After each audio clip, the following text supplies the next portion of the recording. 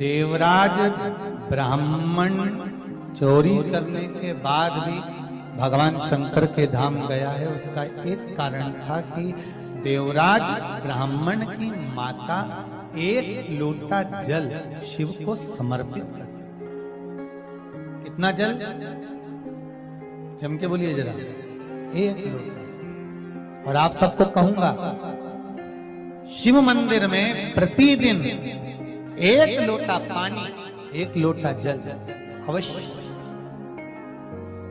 अवश्य चढ़ाना।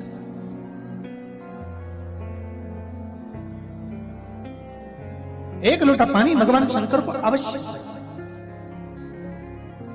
क्या होता है? 3 दोष समाप्त होते हैं एक लोटा पानी शिव जी को चढ़ाने से। 3 दोष। पहला पितृदोष, दूसरा वास्तु दोष और तीसरा कालसर्प दोष। जब हम घर में से जल लेकर जाते हैं तो हमारे घर का पानी जब जाता है तो घर का जो वास्तु केंद्र होता है वो रसोई घर होता है। रसोई घर में से जल ले जाकर शिव जी को चढ़ाते हैं तो उससे वास्तु दोष समाप्त। दूसरे नंबर पर है पितृदोष। घर का जो मटका होता है, परिंडा होता है, हंडा होता है, वो पितरों का स्थान है। उस पितरों के स्थान पर जो जल भरा होता है उसमें से अगर भाग भगवान शिव को चढ़ाया जाए तो पितरों का देवता आर्यमा भगवान शंकर के कहने पर चलता है। इसलिए वो भाग जब शिव को प्राप्त होता है तो आर्यमा संतुष्ट होकर पितरों को भी फल प्रदान करता है। तीसरे नंबर पर कालसर्प दोष। भगवान शंकर को एक लोटा पानी अगर चढ़ा रहे हो, भगवान शिव पर एक लोटा पात्र जल का अगर चढ़ा रहे हो तो आपका कालसर्प दोष समाप्त। कालसर्प दोष होता कैसे? शंकर भगवान का चढ़ा हुआ जल तुलसी जी में चढ़ाने से पत्रिका में कालसर्प दोष हो जाता है। जैसे माँ जो होती है ना, घर की जो माँ होती है, अगर गर्भ में बच्चा है, गर्भ में संतान है, और वो शिव जी पर अगर एक लोटा पानी जैसे शंकर जी पर जल चढ़ाया, थाली में सारे भगवान को निला लिया, गणेश जी, देवी जी, शंकर जी, सारे देवताओं को एक ही थाली में रखकर स्नान कराकर वो शंकर का चढ़ा हुआ जल जब चढ़ाया जाता है तुलसी जी में ले जाकर लोग डाल देते हैं, उससे जो बच्चा जन्म लेता है उस बच्चे की पत्रिका में कालसर्प दोष आ जाता है।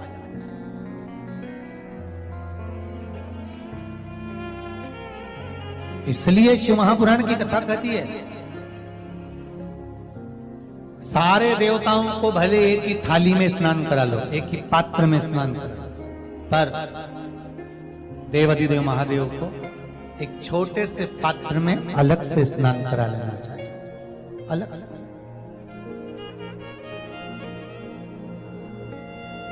और उस पात्र का जल शिव जी को समर्पित करा हुआ जल तुलसी जी में नहीं डालना।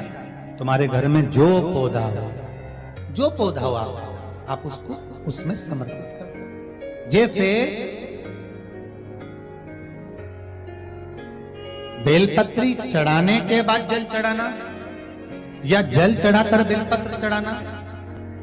एक पत्र है, बड़ा सुंदर है, छोटा सा भाव, प्रश्न अच्छा है, आप सबके हित का।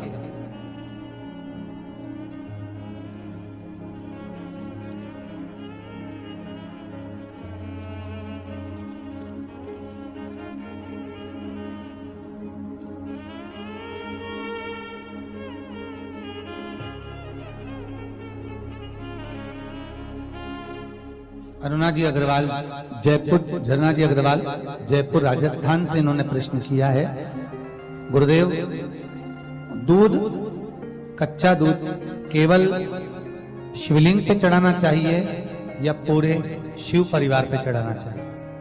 प्रश्न अच्छा है। और शिव महापुराण की कथा रुद्राक्ष उत्सव चल रहा है तो आप उसको समझें। दूध केवल शिवलिंग पे चढ़ाना चाहिए या जो शिवलिंग के आसपास में सभी परिवार विराजमान होता है उस पे भी चढ़ाना चाहिए? अगर लिंग पुराण आप उठाकर देखेंगे तो लिंग पुराण में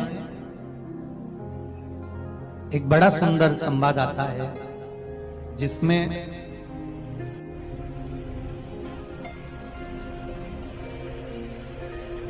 पीले कलर के शिवलिंग का वर्णन है।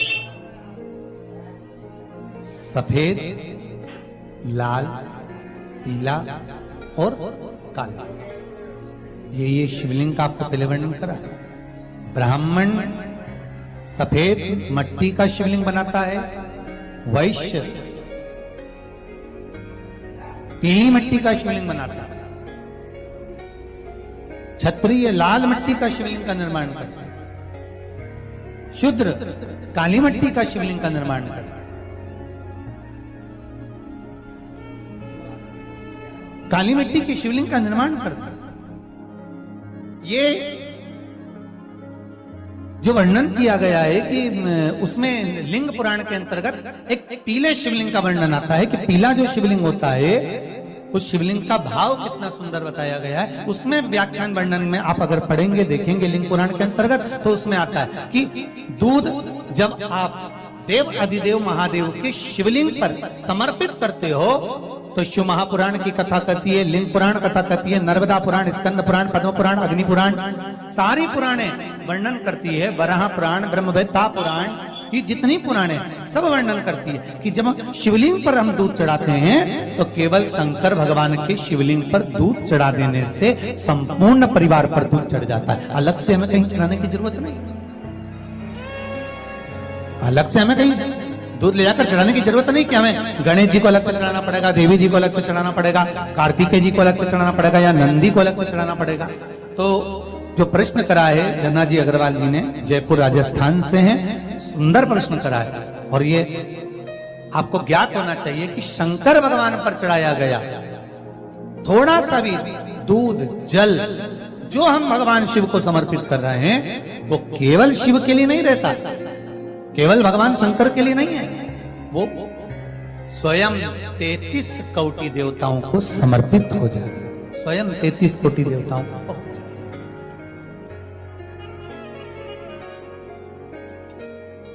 अलग से देने की जरूरत नहीं होती।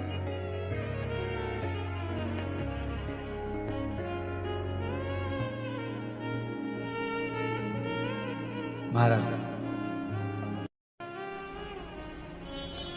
एक लोटा पानी, बेलपत्री आप शिवलिंग पर पहले चढ़ा रहे हैं, उसके बाद जल चढ़ा रहे हैं। दूसरा, जल चढ़ाने के बाद बेलपत्र चढ़ा रहे हैं। ये दो अलग अलग क्रम है शंकर भगवान की पूजन के। आप समझ लीजिएगा जरा, ये प्रसंग कभी नहीं आया, आज आया है तो उसको समझ।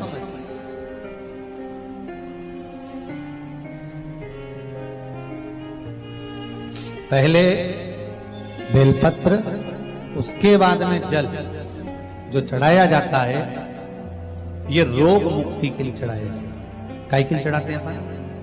रोग के निवारण, रोग मुक्ति के। जैसे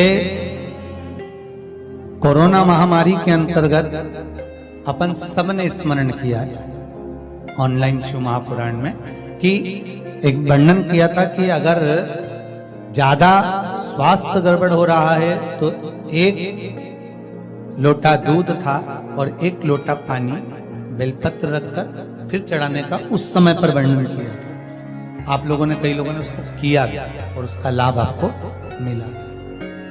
उसी तरह आप शिव मंदिर में जाकर दर्शन करेंगे तो दो चीजें अपने को दर्शन करने को मिलेगी। एक भक्त आता है शंकर जी के मंदिर में, लोग भाव से पहुंचते हैं तो पहले वो क्या करते हैं, पहले बेलपत्री चढ़ा देते हैं फिर जल चढ़ा देते हैं। और एक भक्त जो शिव मंदिर में पहुंचता है पहले जल चढ़ाता है फिर बेलपत्र चढ़ाता है। दोनों का अलग अलग क्रम है, दोनों का अलग अलग भाव वर्णन है। पहला, अगर बेलपत्र चढ़ाया है और उसके बाद अगर शंकर भगवान पे जल चढ़ा रहे हो तो ये रोग मुक्ति के लिए होता है। जैसे बड़े रोग किसी को हो जाए, रोग किसी को घेर ले तो वो बेलपत्री चढ़ाने के बाद फिर जल चढ़ाएगा तो उसको रोग थम जाएगा और फिर वो रोग आगे नहीं बढ़ेगा, आगे नहीं बढ़ेगा। रोगों को थामने के लिए बेलपत्री पहले फिर जल। और जब कुछ कार्य के लिए आप, सिद्धता के लिए आप, अच्छे कार्य के लिए आप, मन की प्रसन्नता के लिए, आनंदता के लिए आप शिव आराधना कर रहे हो, आप शंकर की आराधना कर रहे हो, तो आप जल चढ़ाकर फिर बेलपत्री चढ़ाइए, उसका लाभ आनंद में। आपने जल चढ़ाया, उसके बाद बेलपत्री चढ़ाई।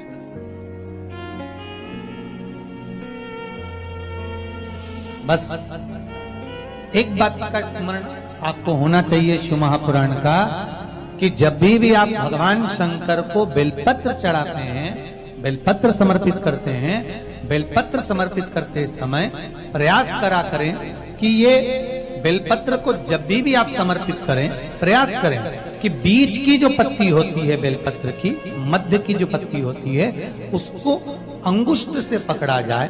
उसके बाद में आप फिर बेलपत्री को शिव पर समर्पित करें, प्रयास करें।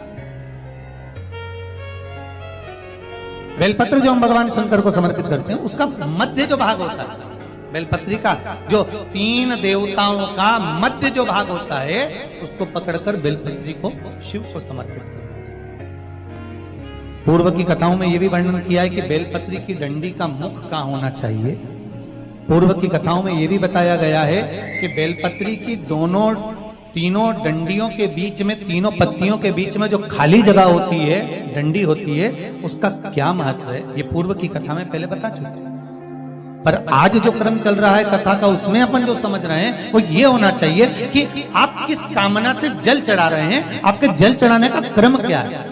अगर आप रोग मुक्ति के लिए चढ़ा रहे हैं तो पहले बेलपत्र चढ़ेगी, फिर जल चढ़ेगा। आप कार्य सिद्धि के लिए चढ़ा रहे हैं, पहले जल चढ़ेगा, फिर बेलपत्र चढ़ेगी। और यदि कोई विशेष कार्य है आपका, जो आपको भगवान शंकर से जाकर कहना है, कोई विशेष कार्य, जैसे ब्रह्मलोक में ब्रह्मा है, वैकुंठ में भगवान विष्णु है, पर संसार सागर में, ब्रह्मांड में, मृत्यु लोक में अगर कोई देव है तो वो देव अधिदेव महादेव, वो देव अधिदेव महादेव, दूसरा नहीं।